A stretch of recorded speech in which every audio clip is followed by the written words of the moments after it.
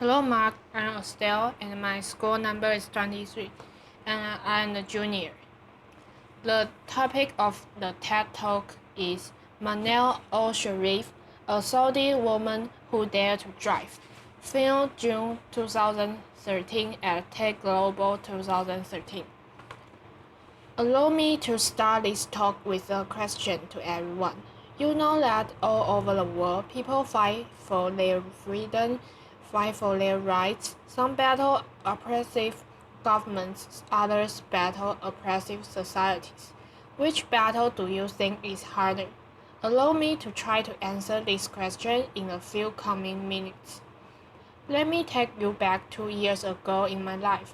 It was the bedtime of my son, Abudi. He was 5 at that time. After finishing his bedtime rituals, he looked at me and he asked a question. Mommy, are we bad people? I was shocked. Why do you say such thing, Abudi? Earlier that day, I noticed some bruises on his face when he came from school. He wouldn't tell me what happened, but now he was ready to tell. Two boys hit me today in school. They told me, we saw your mom on Facebook. You and your mom should be put in jail. I've never been afraid to tell Abudi anything. I've been always a proud woman of my achievements, but those questioning eyes of my son were my moment of truth, when it all came together. You see, I'm a Saudi woman who had been put in jail for driving a car in a country where women are not supposed to drive cars, just for giving me his car keys. My own brother was detained twice, and he was harassed to the point he had to quit his job as a geologist, leave the country with his wife and 2-year-old son. My father had to sit in a Friday sermon listening to the imam condemning women drivers and calling them prostitutes amongst tons of worshippers. Some of them our friends and family of my own father. I was faced with an organized defamation campaign in the local media combined with false rumors shared in family gatherings, in the streets and in schools. It all hit me. It came into focus that those kids did not mean to be rude to my son. They were just influenced by the adults around them. And it wasn't about me. And it wasn't a punishment for taking the wheel and driving a few miles. It was a punishment for daring to challenge the society's rules. But my story goes beyond this moment of truth of mine. Allow me to give you a briefing about my story. It was May 2011, and I was complaining to a work colleague about the harassment I have to face trying to find a ride back home. Also, I have a car and an international driver's license. As long as I know, women in Saudi Arabia have been always complaining about the ban. But it's been 20 years since anyone tried to do anything about it, a whole generation ago. He broke the good bad news in my face, but there is no law banning you from driving. I looked it up, and he was right. There wasn't an actual law in Saudi Arabia. It was just a custom and traditions that are enshrined in rigid religious fatwas and imposed on women. That realization ignited the idea of June 17th, where we encourage women to take the wheel and go drive. It was a few weeks later. We started receiving all these men wolf will rape you if you go and drive. A courageous woman whose name is Nala Hariri. She's a Saudi woman in the city of Jeddah. She drove a car and she announced, but she didn't record a video. We need proof. So I drove. I posted a video on YouTube, and to my surprise, it got hundreds of thousands of views that first day. What happened next? Of course, I started receiving threats to be killed rapid just to stop this campaign. The Saudi authority remained very quiet. They really creeped us out. I was in a campaign with other Saudi women and even men activists. We want to know we wanted to know how the authority would respond on the actual day, June 17th, when women got out and drive. So this time I asked my brother to come with me and drive by a police car. It went fast. We were arrested, signed a pledge not to drive again, released. Arrested again. He was sent to detention for 1 day, and I was sent to jail. I wasn't sure why I was sent there, because I didn't face any charges in the interrogation, but what I was sure of was my innocence. I didn't break a law, and I keep my abaya. It's a black cloth we wear in Saudi Arabia before we leave the house, and my fellow prisoners keep asking me to take it off, but I was so sure of my innocence. I kept saying, no, I'm leaving today. Outside the jail, the whole country went into a frenzy, some attacking me badly and others supportive and even collecting signatures in a petition to be sent to the king to release me. I was released after 9 days. June 17 comes. The streets were packed with police cars and religious police cars, but some hundred brave Saudi women broke the ban and drove that way. No were arrested. We broke that taboo. So I think by now everyone knows that we can drive, or women are not allowed to drive in Saudi Arabia, but maybe few know why. Allow me to help you answer this question. There was this official study that was presented to the Shura Council. It's a consultative council appointed by the king in Saudi Arabia, and it was done by a local professor, a university professor. He claims it done based on a useful study, and the study states the percentage of rape, adultery,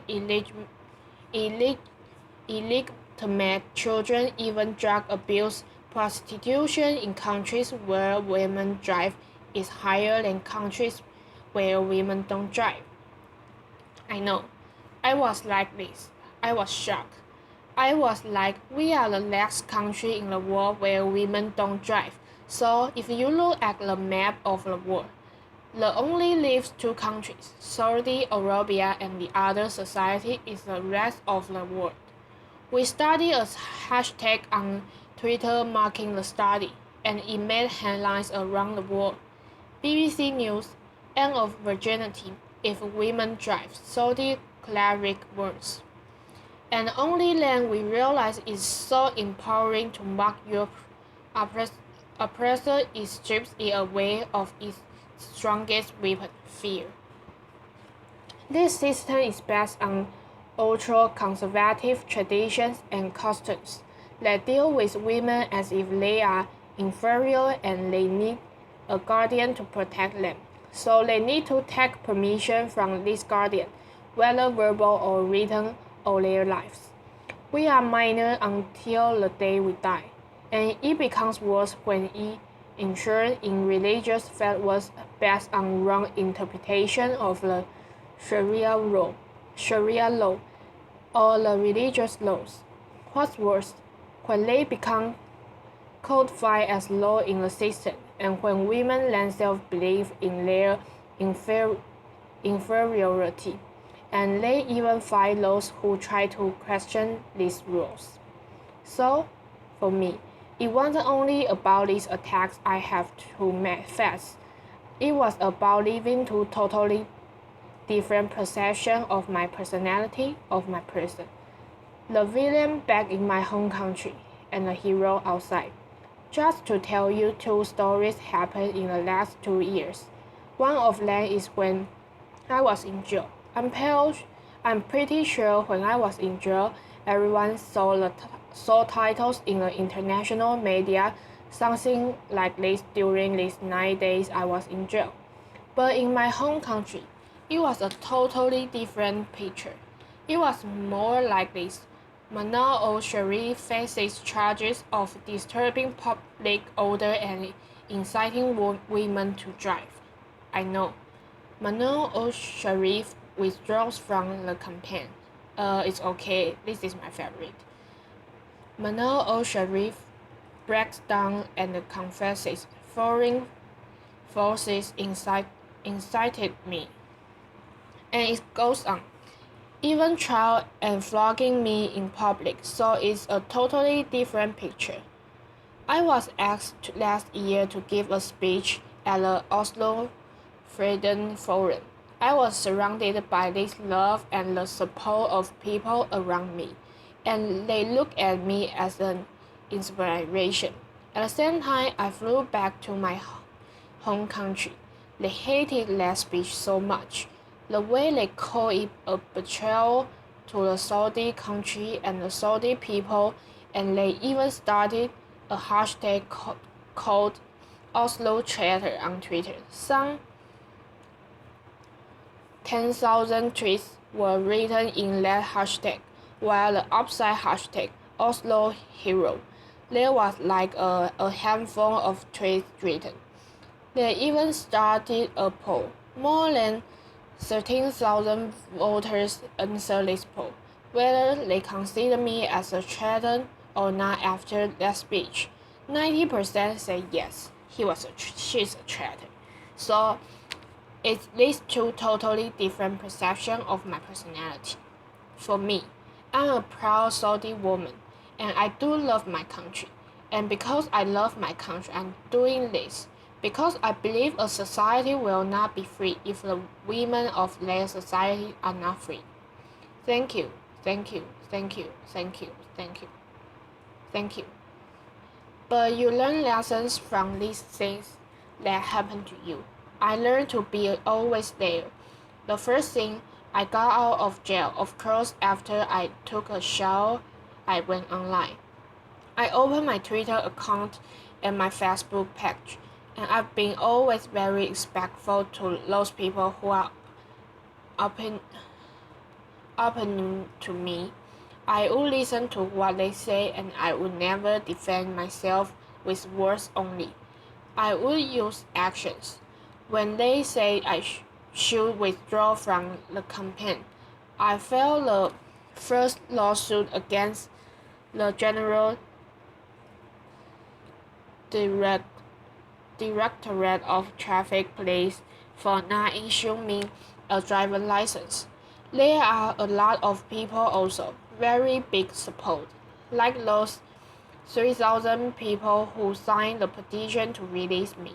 We sent a petition to the Shura Council in favor of lifting the ban on Saudi women, and there were like 3,500 citizens who believed in that and they signed the petition. There were people like that.